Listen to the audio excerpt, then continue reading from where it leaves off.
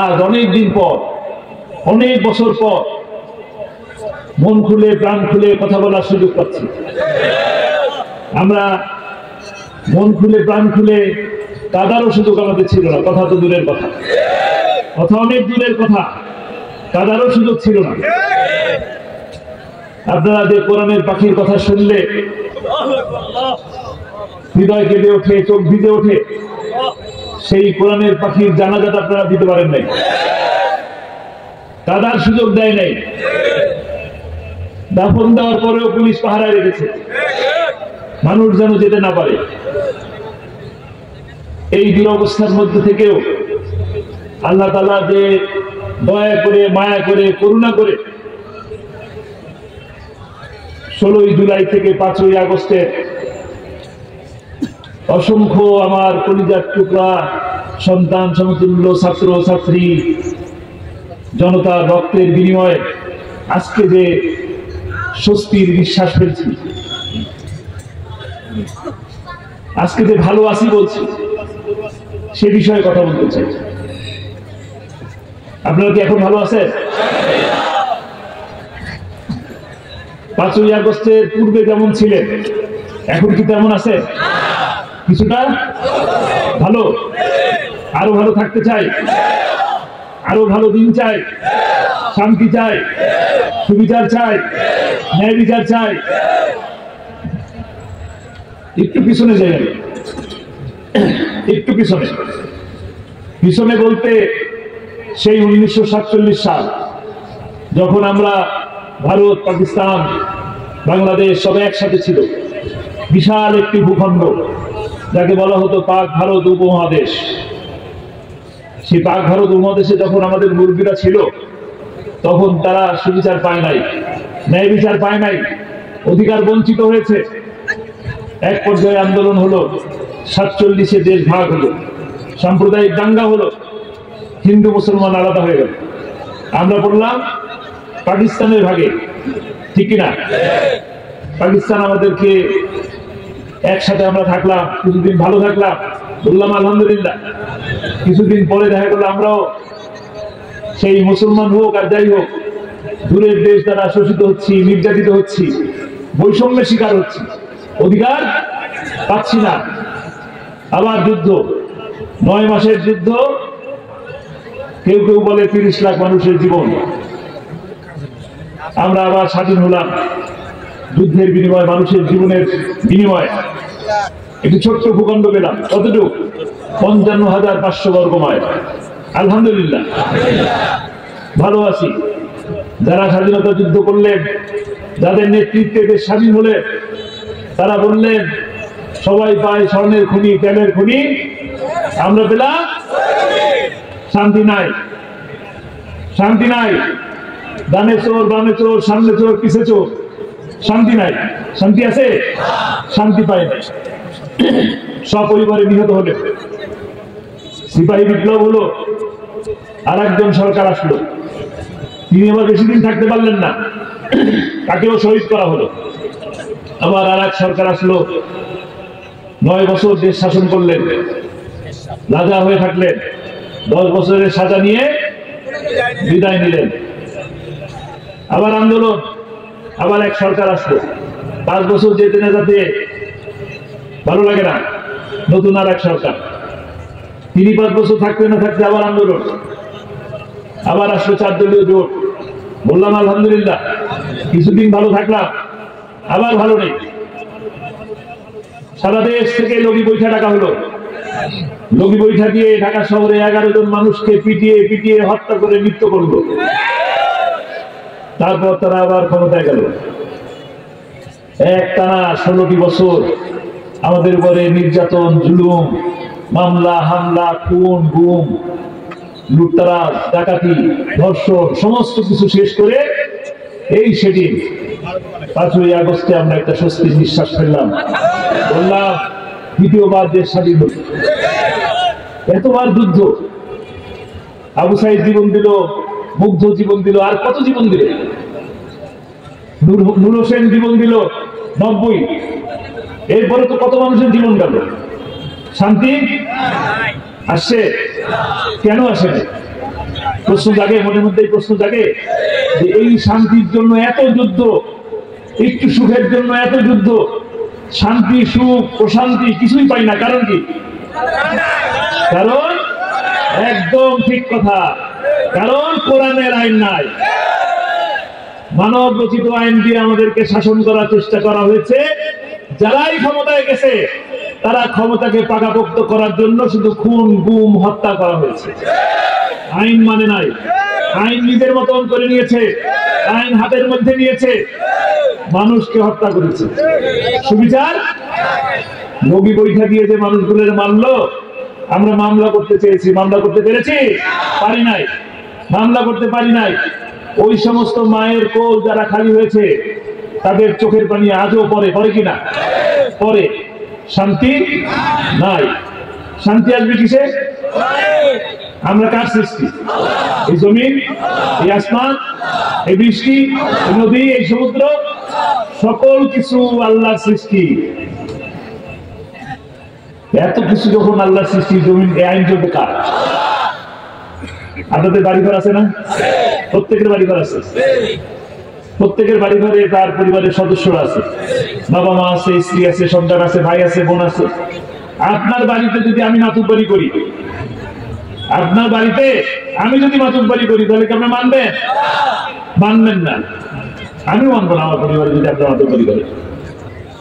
এই পৃথিবী কার? হুকুম চলবে কার? তিনি হুকুম, যার জমিন, যার সৃষ্টি, তার যদি আইন না চলে তবে শান্তি আসবে না, সুবিধার প্রতিষ্ঠা পাবে না। এই ফেনীতে ফেনী নদী নিয়ে কি দুই চার কথা লেখার কারণে ফজরের নামাজ পড়ে এই কথা বলে আবরারকে, মেধাবী ছাত্র আবরার, তাকে রুমের দরজা বন্ধ করে হাতুড়ি দিয়ে গিরায় গিরায় পিটিয়ে পিটিয়ে হত্যা করা হয়েছে। তার বাবা মা বিচার পেয়েছে? পাবে কোনোদিন? কোনোদিন পাবে না, পাওয়ার কোনো সুযোগ নাই। কারণ আইনের শাসন দেশে প্রতিষ্ঠা হয় নাই, আর কোরআনের শাসন তো আসেই নাই, নাকি? তাহলে শান্তি পাওয়া যাবে? ওই পরিবার এখনো কি কাঁদে? ওই পরিবার এখনো কাঁদে। কাজেই সুখ শান্তি প্রশান্তি যাই বলে, আপনার বিপদে যদি পাশে না থাকে, রাষ্ট্র যদি পাশে না থাকে, আপনার বিপদে আপনি যে ট্যাক্স দেন, সেই ট্যাক্স দিয়ে যদি আপনি বিপদের দিনে রাষ্ট্রকে যদি পাশে না পান, তবে ওই রাষ্ট্রের প্রতি আপনার ভালোবাসা থাকবে? থাকবে না। এ কারণেই আজ দেশে কোনো শান্তি নাই। দুদিনের জন্য পরিবর্তন হয়, দুদিন বলি আলহামদুলিল্লাহ, দ্বিতীয় দিনে আস্তাগফিরুল্লাহ, নাউযুবিল্লাহ, চলে না, ভালো না, ঠিক কিনা? আমরা শান্তির দিনে যেতে চাই, সুখের দিনে, সোনালী দিনে। আজ থেকে 1450 বছর আগে আমাদের নবী এসেছিলেন, মুহাম্মদ রাসূলুল্লাহ সাল্লাল্লাহু আলাইহি ওয়াসাল্লাম। তিনি এসে এই বৈষম্য দূর করেছিলেন, নারীদের মর্যাদা দিয়েছেন, শ্রমিকের মর্যাদা দিয়েছেন, দিয়েছেন কিনা? সাদা কালোর ভেদাভেদ করে দিয়েছেন। তারপরে শান্তি প্রতিষ্ঠা করেছেন, ন্যায় বিচার প্রতিষ্ঠা করেছেন। এমনি এমনি হাত কাটার আইন চালু হয় নাই, চুরি হলেই হাত কাটা আইন এমনি এমনি চালু হয় নাই। প্রথমে পেটে খাবার দিছে, তারপরে চুরির আইন কার্যকর হয়েছে। কিন্তু আজকে আমরা দেখি বড় বড় চোরেরা কোট প্যান্ট টাই লাগায়, মনে হয় যেন পুলিশ পাহারায় অফিসারে যাচ্ছে, দেখছেন না? দরবেশ বাবু একজনে বলে, দোতলার কথা বলে হাঁটায় হাঁটায় চারতলায় উঠাচ্ছ কেন? বলে না? শুনছেন কার কথা? কে বলছে? যে চোর তাকে তো 8 তলা হাঁটায় উঠা উচিত। আলেম ওলামাদের ডান্ডাবিরি বলালেন, আর চোরদেরকে বিএপি মর্যাদা মানবে? মানি না। চোরের কোনো মর্যাদা নাই, সে ছোট চোর হোক আর বড় চোর হোক। পেটে খাবার আছে, ঘরে খাবার আছে, ব্যাংকে টাকা আছে, তারপরও লাখ লাখ কোটি কোটি টাকা দেশের টাকা চুরি করে ফেলছে। তারপর তোমার সম্মান কিসের? চোরের কোনো সম্মান আছে? আপনার বাড়িতে যে চোর চুরি করে তাকে কি আপনারা সম্মান দেন? কোন সম্মান পাওয়ার যোগ্যতা তারা রাখে না, সমস্ত যোগ্যতা তারা হারিয়ে ফেলেছে। কাজেই তাদেরকে ভিআইপি মর্যাদা চলে না। ডান্ডাবেরি বল, হ্যান্ডকাপ বল। আলেম ওলামাদেরকে শাপলা চত্বরে নিয়ে লাইট অফ করে দিয়ে পাখির মতন গুলি করে হত্যা করা হয়েছে। শুধু হত্যা করে কিন্তু শেষ হয় নাই, পরের দিন সকালবেলা আবার বলছে সস লাগায় রাখছে, টমেটোর সস রং লাগায় রাখছে, মুরগির রক্ত ছিঁড়ায় রাখছে, ঢং করে শুয়েছিল, বলছে কিনা? আলেম আমাদের সাথে তামাশা, আলেমদের সাথে তামাশা। 5 জন মিলে বৈঠক করছে, এবার জঙ্গি বৈঠক। 5 জন মিলে মিটিং করছে, বলছে সরকার উৎখাতের ষড়যন্ত্র। আমরা কেউ পালাই নাই, পালিয়েছি? পালায় কারা? ভারতের রাজাকাররা পালায়, ভারতের দালালেরা পালায়। আপনাদের প্রিয় কোরআনের পাখি আল্লামা সাঈদী কি বলছিলেন? আমাদেরকে বলো মৌলবাদী, আমরা হলাম মৌলবাদী, তোমরা কি আগাবাদী? বেশি বাড়াবাড়ি করবা তো গোড়া ধরে ঝাঁকা দেবো। পৌঁছাবা কোথায়? দিল্লি। দিল্লি কোথায় পৌঁছেছে? গরম গরম ভাত, ধোয়া উড়ে, মাছ, গোস্ত, সবজি কপালে জোটে না। কেন? কারণ কোরআনের সাথে দুশমনি করেছে, ইসলামের সাথে দুষ্টমি করেছে, আলেম ওলামাদের সাথে তামাশা করেছে। আলেম ওলামাদের সাথে তামাশা করলে, কোরআনের সাথে দুষ্টমি করলে সম্মান পাওয়া যায় না, পাওয়া যায়?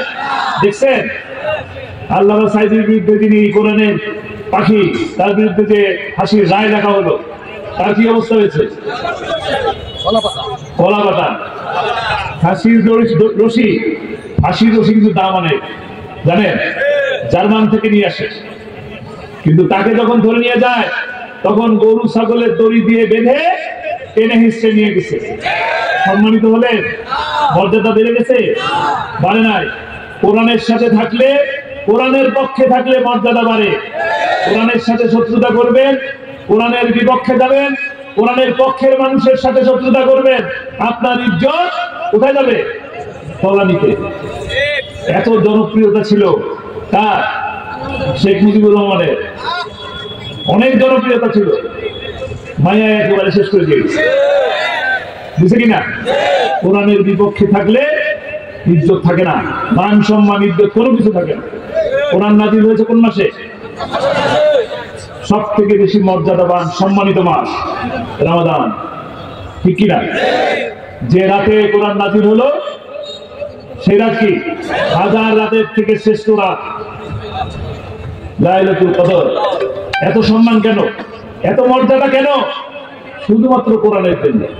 আমরা যত বেশি নির্যাতিত হচ্ছি, যত বেশি নিষ্পেষিত হচ্ছি, জেল আসতেছে, জুলুম হচ্ছে, যুদ্ধ হচ্ছে, কারণ কোরআন থেকে দূরে সরে যাচ্ছে। আমরা কোরআনের যত কাছে যাব, আল্লাহ তত বেশি শান্তি দেবে, সুখ দেবে। আর যত বেশি দূরে যাব, এই দেখেন আপনাদের সুবর্ণচর কারা আছে? কারা আছে? রোহিঙ্গা। কোথেকে আসছে? আরাকান থেকে। আরাকানের মুসলমানরা, বার্মান মুসলমানরা নির্যাতিত। জন্মের পর থেকে শুনে আসতেছি কাশ্মীরে যুদ্ধ, যুদ্ধ, যুদ্ধ, আগুন, আগুন। তারও আগের থেকে শুনতেছে আমাদের মুরব্বীরা। কোথায়? ফিলিস্তিনে আগুন, আগুন, যুদ্ধ, মানুষ মরে, শুধু মরে, ঠিক কিনা? কারণ কি? আমেরিকায় এরকম যুদ্ধ হয়? ইউরোপে হয়? অস্ট্রেলিয়ায় হয়? হয় না। কিছুদিন আগে যে সুইডেনে নামাজরত অবস্থায় মসজিদে ঢুকে মানুষগুলোর মেরে ফেললো গুলি করে, মনে আছে আপনার? ওই যারা নামাজ পড়তেছিল তাদেরকে জিজ্ঞেস করছে, আপনি জামাত করেন? আপনি হানাফি, মালিকি, শাফি? কিছু জিজ্ঞেস করেন না। মুসলমান, শুধু মুসলমান, এই কারণে মেরে ফেললো। অথচ আমরা মুসলমান হয়ে কোরআনকে বুঝলাম না। যেহেতু কোরআন থেকে দূরে সরে যাচ্ছি, রাম বাম নাস্তিকেরা আমাদের উপরে ঝাঁপিয়ে পড়তেছে, আমরা ভয় করতেছি। যদি আমরা কোরআনের সাথে থাকতাম, কোন শক্তি থাকার দরকার ছিল না, আল্লাহ শক্তি আমাদের সাথে থাকতো, আল্লাহ আমাদেরকে সাহায্য করতো, ঠিক কিনা? আজকে এই যে দেশ স্বাধীন হলো দ্বিতীয়বার, কার সাহায্য হয়েছে? 16 বছর ধরে জামাত, বিএনপি, 20 দল, আরো কত দল, সবাই মিলে কি পেরেছে? পারে নাই। কিন্তু আল্লাহ দয়া করেছে এখন, কারণ অনেক আলেম ওলামার রক্ত চলে গেছে এই জমিনে, আলেম ওলামার রক্তে সিক্ত হয়েছে এই জমি। কাজে আগামীতে দিন আসবে, সেই দিন হবে ইসলামের দিন। আগামী দিন যে পার্লামেন্ট হবে, সেই পার্লামেন্ট হবে কোরআনের পার্লামেন্ট ইনশাআল্লাহ। কোরআনের পাখি আল্লামা সাঈদী যখন সংসদে প্রথম যান তখন দেখলেন স্পিকারকে মাথা ঢুকায় মানুষ ঢুকে, আবার বের হওয়ার সময় মাথা নত করে সম্মান করে বের হয়। তিনি সহ্য করতে পারলেন না। পরের দিন বিল দেখে নিয়ম অনুযায়ী কিভাবে সংসদে পেশ করতে হয় সেই অনুযায়ী তিনি বিল পেশ করলেন, এবং তখন হুমায়ুন রশিদ চৌধুরী স্পিকার ছিলেন। সেই বিল তিনি পাশ করলেন। সব হলো কার? প্রত্যেকটা মুসলমান সালাম দিয়ে ঢুকবেন, সালাম দিয়ে বের হবে। আজ অব্দি সেই আইন পাশ করা আছে। এই সব কার হলো? কার? আল্লামা সাঈদী। আপনাদের হয়নি? যারা আপনারা দোয়া করেছেন আল্লামা সাঈদী পাশ করুন, এই যে দোয়া করেছেন, যারা মিছিল করেছেন, মিটিং করেছেন, যে ছেলেটা ভোট দিতে পারে নাই, ভোটার হয় নাই, কিন্তু মিছিল করেছে, যারা টাকা দিছে, শ্রম দিছে, প্রত্যেকের আমলনামায় সেই সওয়াব আছে। আপনারা সেই সওয়াব চান? চান? আল্লামা সাঈদী তিনি তো কোরআনের দাওয়াত দিতে দিতে এক সময় জেলের মধ্যে চলে গেলেন মিথ্যা মামলা দিয়ে। আবার যখন সরকার বুঝলো আর ক্ষমতায় থাকা যাবে না, পালিয়ে যেতে হবে, তখন তাকে জেল থেকে হাসপাতালে নিয়ে আসা হলো হার্ট অ্যাটাকের কথা বলে। হাসপাতালে নিয়ে আসার পর দেখলেন না কি সুন্দর একটি হাসি দিলেন, কি সুন্দর একটি সালাম দিলেন। কোন হার্ট অ্যাটাকের পেশেন্ট কি হুইল চেয়ারে বসে না স্ট্রেচারে শুয়ে থাকে? স্ট্রেচারে শুয়ে থাকে। অথচ তিনি হুইল চেয়ারে বসে সবাইকে সালাম দিলেন, বললেন আলহামদুলিল্লাহ ভালো আছি, তারপরে কি সুন্দর মিষ্টি হাসি দিয়ে তারপর বিদায় দিলেন। এই কি তার পরের দিন যে খবরটা আপনারা শুনলেন ওটা কি স্বাভাবিক মৃত্যু ছিল? স্বাভাবিক ছিল? কি করা হয়েছে? হত্যা করা হয়েছে। সেই হত্যার প্রতিশোধ দিতে চান? প্রতিশোধ দেবেন? কিভাবে নেবেন? আল্লামা সাঈদীর একটি স্বপ্ন ছিল, দুইটি স্বপ্নের কথা উনি বলতেন। মৃত্যু যেন শাহাদাতের মৃত্যু হয়, আর কোরআনের রাজ প্রতিষ্ঠা হয়েছে এই দৃশ্য দেখে যেন আমার মৃত্যু হয়। এই দুইটি তার স্বপ্ন ছিল। একটা তো আল্লাহ কবুল করছেন, করছেন কিনা? বলে আমিন। আল্লাহ তাআলা তাকে শাহাদাতের মর্যাদা দান করুন। সারা দেশের মানুষ তারে কোরআনের পাখি বলে, আল্লাহ তাআলা তাকে জান্নাতের সবুজ পাখি হিসেবে কবুল করে নেন। তিনি যে শেষ স্বপ্নটার কথা বলতেন, ওই স্বপ্ন বাস্তবায়ন করার দায়িত্ব এমনটা। সবাই রাজি আছে? সবাই আরে কারা রাজি আছে?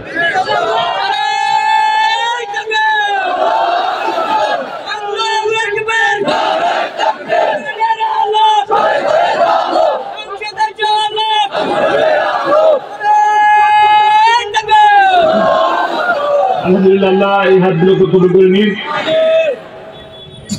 এই হাতগুলোকে কবুল করুন। আমরা যে স্বপ্নের কথা বললাম, আল্লামা সাঈদী যে স্বপ্ন দেখতে, সেই স্বপ্নকে বাস্তবায়ন করার জন্য আগামী দিন আমাদের ঐক্যবদ্ধ হয়ে কোরআনের পক্ষে কাজ করতে হবে।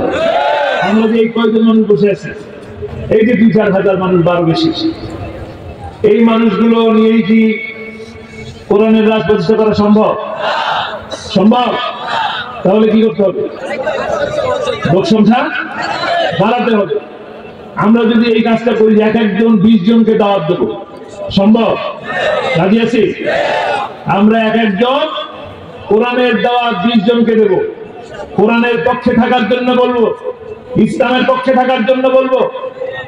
যারা শেয়ার বাজার লুট করেছে, যারা বাংলাদেশ ব্যাংকে রিজার্ভকে চুরি করেছে, যারা স্বাস্থ্য ব্যবস্থাকে, চিকিৎসা ব্যবস্থাকে ধ্বংস করেছে, শিক্ষা ব্যবস্থাকে ধ্বংস করেছে, বিচার বিভাগকে ধ্বংস করেছে, তাদের পক্ষে নাই। আমরা আছি মানবতার পক্ষে, কোরআনের পক্ষে। ইনশাআল্লাহ কোরআনের পক্ষে যারা ছিলেন, যারা মানবতার পক্ষে ছিলেন, যারা ইসলামের পক্ষে ছিলেন, দাড়িওয়ালা টুপিওয়ালার পিছনে ছিলেন, তাদের পিছনে আমরা থাকবো ইনশাআল্লাহ। রাজি আছি? আগামী দিন আপনারা একটা ছোট্ট মসজিদ, একটা ছোট্ট মসজিদের ইমাম সাহেব নিয়োগ করতে গেলে এত কিছু জিজ্ঞেস করেন, দেখেন মাথায় টুপি আছে কিনা, মুখে দাড়ি আছে কিনা, পাঞ্জাবি পরে কিনা, পায়জামা টাকনুর উপরে পরে কিনা, দেখেন কিনা? স্ত্রী কন্যা পর্দা করে কিনা, দেখেন না এগুলা? 5 বছরের জন্য যারা নেতা মানতে যান, ভোট দেয়, তার এই জিনিস দেখবেন না সে মদ খায় কিনা, জুয়া খেলে কিনা, দুর্নীতির সাথে আছে কিনা, চুরি করে কিনা, দরবেশ কিনা, কামরুল কিনা, দেখবেন না? দেখতে হবে। যারা নির্বাচনের আগে মাইকের সামনে আসে, এসে বলে আমার দেশকে দুবাই বানিয়ে দেবো, মালয়েশিয়া বানিয়ে দেবো, সিঙ্গাপুর বানিয়ে দেবো, তারা কি করে? তারা কি করে? তারা কানাডায় বেগম পাড়া বানায়। কি করে? কানাডায় বেগম পাড়া বানায়। তার পক্ষে থাকবে? তার পক্ষে থাকবে? তার পক্ষে? কোরআনের পক্ষে। কোরআনের পক্ষের মানুষ কি এখানে আছে? কে আছে? আলহামদুলিল্লাহ।